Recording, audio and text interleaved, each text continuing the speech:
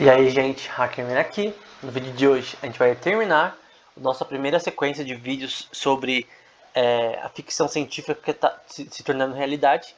Que a gente falou do Minority Report, que é um filme que está na Netflix, né, do Steven Spielberg, de 2002, com Tom Cruise estrelando nesse filme, né, que vai falar sobre os precogs, né, que seriam sistemas, pessoas, né, que conseguiriam prever o futuro, né, de, depois de uma mudança genética no cérebro deles, através de um psicodélico, de uma droga psicodélica. Enfim, o objetivo aqui é que a gente está tentando ver converter as imagens na vida real, né? Que é uma coisa que é usada no filme para imagens. Só que no filme eles conseguiriam converter pensamentos. Mas no caso a gente vai ver o que a pessoa está vendo e converter isso para imagem. Então, em vez de converter pensamentos, que é muito mais complexo, converter o que a pessoa está vendo. Já é muita coisa. E aí, eu tava falando sobre LSTM, né? Que é Long Short Term Memory, né? Que é uma coisa muito usada em inteligência artificial, que é o algoritmo que eles usam, né? No sistema deles. E aí, nesse caso, eu estou mostrando aí as variáveis que normalmente é usada na matemática de LSTM. Então, esse XT, que vai ser o input, o FT, que seria as gates de esquecimento, são gates, portas de ativação. IT e OT, que seria também input e output. No caso, o input seria ali da função de ativação. Enfim, a gente vai usar isso daqui na prática agora. E as ativações e funções de ativação, como por exemplo, sigmoid e a tan, né, que a gente viu aqui, nesse caso, sigmoid e tan, que são essas em laranja, que são funções de ativação que são importantes para conseguir fazer que o aprendizado seja acurado, né? É muito importante isso. Função de ativação pode ferrar um programa ou melhorar ele. E na prática, gente, uma vertente do LSTM, eu não sei se foi a que foi usada no programa deles, a gente pode ver na direita as funções matemáticas que falam sobre esse algoritmo, e na parte da direita a esquemática disso. Então, na esquemática da direita a gente tem a parte XT, né, que seriam os inputs provavelmente. Não, input não, seria a função inicial do sistema. Então, que está nessa cordinha aí, quer dizer função. Então, na função x, a gente vai ter o input, que seria, no nosso caso, né, as ondas cerebrais da pessoa.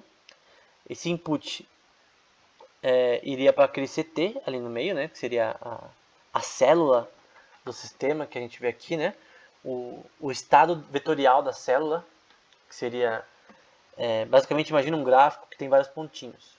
E cada pontinho é um vetor. E esses pontinhos seriam os dados relacionados aos padrões no cérebro, para identificar cachorro, gato, enfim. Basicamente é isso que é o CT ali, a cell. E o CT vai ser identificado pela função, né, relacionada a essa célula, né, e aí relacionado também aos inputs, que está descrito na parte direita, com a função sigmoide, né, agindo aí na sinapse do sistema. Então eu sei que é mais complexo, assim, é complexo, de certa forma. Essa parte da direita é meio, nossa, quanta coisa, mas não é tão complexo assim. Eu poderia fazer um vídeo só sobre isso, mas se eu ficar muito nessa parte, a gente vai meio que sair do foco. Mas essa parte da direita é bem funcional. Então você vai ter o input, eu vou tentar explicar o que a parte da direita está fazendo, né? Vai ter as imagens lá, vai ser disposta aí no algoritmo, né? E esses algoritmos vão guardar essas informações, os padrões mais importantes, né? E vão descartar os padrões menos relevantes. E vão agrupar os padrões mais importantes e dar isso no output. Então, nesse caso, você vai pegar os seus padrões neurais, converter isso em dados que podem ser interpretados pelo computador, ver os padrões usando STM, né? E no final, tentar associar esses padrões com o que você quer, né? No caso, imagens. Então, é basicamente isso que está fazendo. Tem outra coisa que aqui é do programa. O programa relacionado a GANs. Que é essa coisa aí de você treinar um programa contra um antiprograma, né? Um programa do mal, né? Contra um programa fake. Então, isso daí vai se chamar minimização da função de erro, que eles vão falar no artigo. Então, gente, isso daqui não é complicado. Vai ter a função de minimização, descrita por G, O max ali relacionado aos vetores no sistema, que vai ser o D. O x e o y.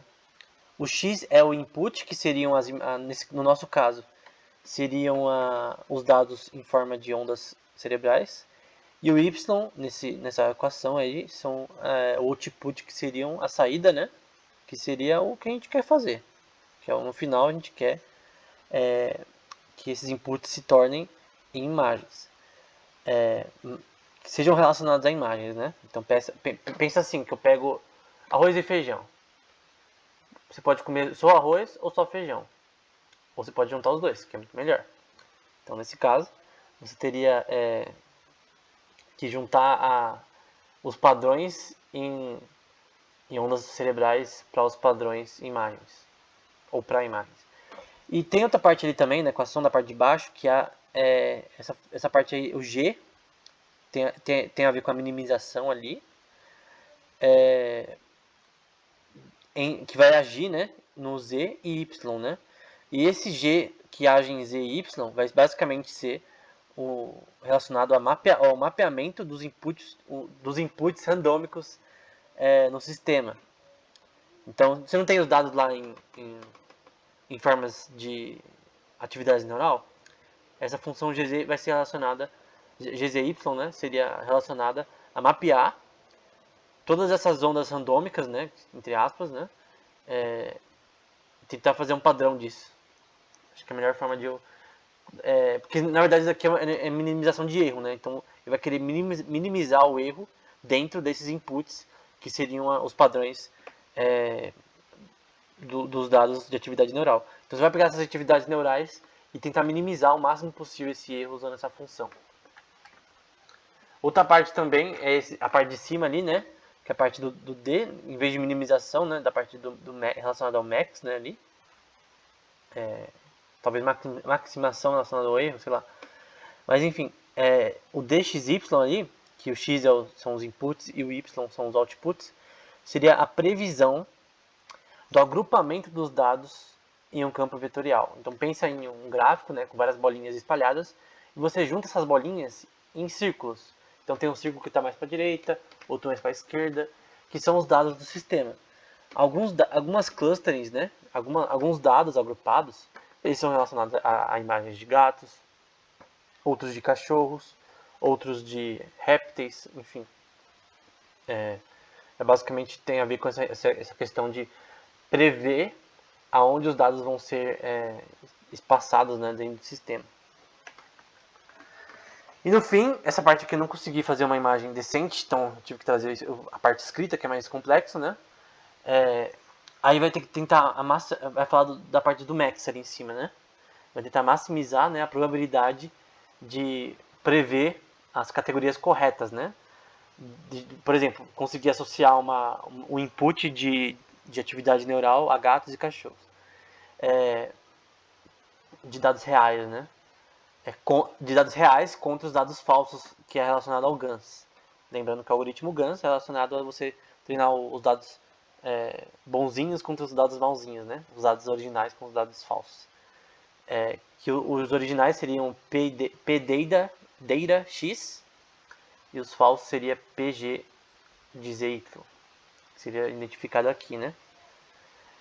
Mas enfim, não entendi merda nenhuma que você falou. Não importa. O que eu falei, você entendeu, beleza. Se não entendeu, pode perguntar no comentário, enfim. Mas basicamente isso daqui vai tentar minimizar o erro e maximizar as probabilidades de conseguir acertar. Então, vai minimizar o erro e vai treinar um programa contra si mesmo, entre aspas. E na prática, o algoritmo é assim, né? Vai ter os inputs, que vai ser descrito nesse x. Número vai até 128 ali que está escrito, né? E ali vai ser as camadas da rede, né? Que vai ser o algoritmo de long short term memory. E no final você vai ter o output, né? Que vai ser convertido. Então o cálculo de erro, de novo, eu sei que tá muita coisa de matemática, né? Basicamente nessa parte, o gerador de erro, né? Você vai ter o log, né? Que nada complexo, o log. Da parte de minimização, de erro, para minimizar o erro, no banco de dados, nos inputs e nos outputs, relacionados aos inputs e outputs. Enfim, é basicamente isso que vai fazer o negócio. Ele vai tentar minimizar o erro. Essa parte de baixo é mais simples, que basicamente mostra simplesmente o menos log a minimização de x e y, que o x é os inputs, a função relacionada aos inputs. Então, esse xf seria esse daí, ó. Seria os dados neurais, né? Seria as funções relacionadas ao campo vetorial de dados neurais. E a parte do y seria a mesma merda, só que do output, né, da saída.